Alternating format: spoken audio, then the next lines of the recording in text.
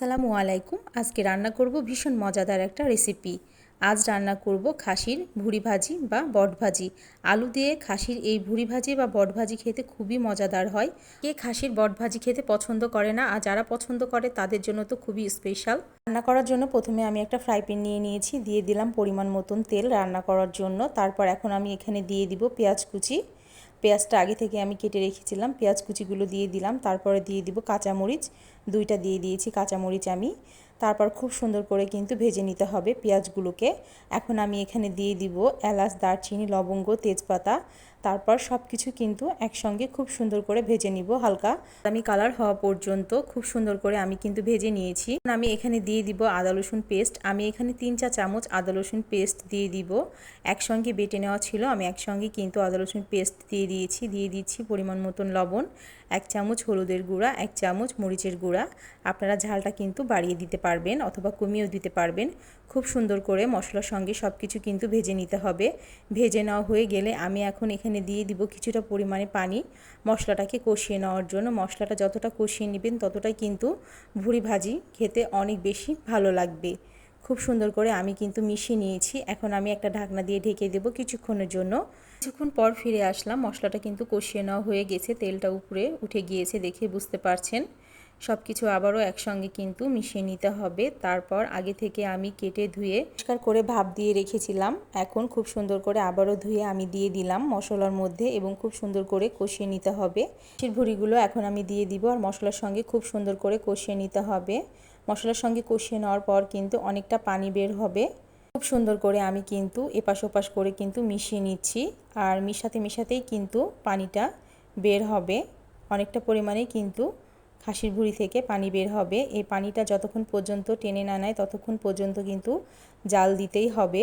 পানিটা যখন শুকিয়ে যাবে তখন একটা ঢাকনা দিয়ে ঢেকে কিন্তু খাসির ভুঁড়িগুলোকে খুব সুন্দর করে কষিয়ে নিতে হবে। এই পর্যায়ে আমি এখন একটা ঢাকনা দিয়ে ঢেকে দেব আর কিছুক্ষণ পর ফিরে আসব। কিছুক্ষণ পর ফিরে আসলাম, ঢাকনাটা তুলে নেব। দেখুন কি সুন্দর করে কিন্তু ভুঁড়িগুলো কষিয়ে নেওয়া হয়ে গেছে। এবার খুব সুন্দর করে একটু নাড়াচাড়া করে নেব। খুব সুন্দর করে মিশিয়ে নেওয়ার পর এখন আমি এখানে দিয়ে দিব পানি ভুঁড়িগুলোকে সেদ্ধ করার জন্য। পানিটা আমি দিয়ে দিয়েছি, পানির সঙ্গে ভুঁড়িগুলোকে খুব সুন্দর মিশিয়ে নিতে হবে। মিশিয়ে নেওয়ার পর ঢাকনা দিয়ে ঢেকে চুলাটা মাঝারি আঁচে রেখে দেব আর বটগুলো সেদ্ধ হওয়া পর্যন্ত আর পানিটা টেনে নেওয়া পর্যন্ত অপেক্ষা করব। এ পর্যায়ে আমি কিছুক্ষণ পর ফিরে আসলাম, দেখে নিব কি অবস্থা। অনেকটা পরিমাণে পানি কিন্তু কমে গিয়েছে। আমি সব কিছু আবারও একসঙ্গে মিশিয়ে নেব। সব কিছু একসঙ্গে মিশিয়ে নিচ্ছি। মিশিয়ে নেওয়া হয়ে গেছে, আমি আবারও ঢাকনা দিয়ে ঢেকে দেব। পানিটা যতক্ষণ পর্যন্ত না শুকিয়ে যাচ্ছে একদম, ততক্ষণ পর্যন্ত। কিছুক্ষণ পর ফিরে আসলাম, একদম কিন্তু কষিয়ে নেওয়া হয়ে গেছে আর ভুঁড়িটা কিন্তু সেদ্ধও হয়ে গেছে অনেকটা। এ পর্যায়ে সব কিছু একসঙ্গে কিন্তু মিশিয়ে নেব। মিশিয়ে নেওয়ার পর এখন আমি এখানে দিয়ে দিব আলু। আমি এখানে একটা বড় সাইজের আলু খুব সুন্দর করে ছোট ছোট টুকরো করে কেটে পরিষ্কার করে ধুয়ে নিয়েছি।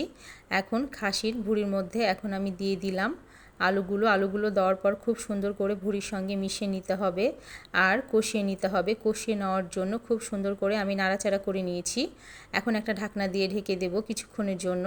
কিছুক্ষণ পর ফিরে আসলাম, খুব সুন্দর করে কিন্তু কষিয়ে নেওয়া হয়ে গেছে আর আলুটাও কিন্তু সেদ্ধ হয়ে গেছে। আলু সেদ্ধ হতে কিন্তু খুব একটা সময় লাগে না। এখন খুব সুন্দর করে এপাশ ওপাশ করে কিন্তু ভুঁড়িগুলো আলুর সঙ্গে ভেজে নিতে হবে, তাহলে কিন্তু তৈরি হয়ে যাবে আমাদের ভুঁড়ি ভাজি বা বট ভাজি। দেখুন, দেখে বুঝতে পারছেন কতটা সুন্দর হয়েছে, অনেকটা ভাজা ভাজা হয়ে গেছে আর দারুণ একটা কালার চলে আসছে।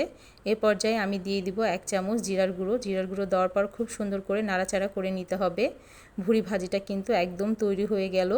খুব সহজ রেসিপিতেই কিন্তু আপনারা ভুঁড়িটা এভাবে ভাজি করে নিতে পারবেন আলু দিয়ে। খুবই ভালো লাগে খেতে, পরোটার সঙ্গে খেতে খুব বেশি মজা লাগে আর খিচুড়ির সঙ্গে, গরম ভাতের সাথেও আপনারা কিন্তু খেতে পারবেন। কতটা ঝরঝরে হয়েছে আর কালারটা কি দারুণ এসছে দেখে হয়তো বুঝতে পারছেন। আমি উঠিয়ে দেখাচ্ছি, কি সুন্দর একটা কালার চলে এসেছে। এ পর্যায়ে একটু নাড়াচাড়া করে কিন্তু নামিয়ে নিতে হবে। গরম এখন পরিবেশন করব।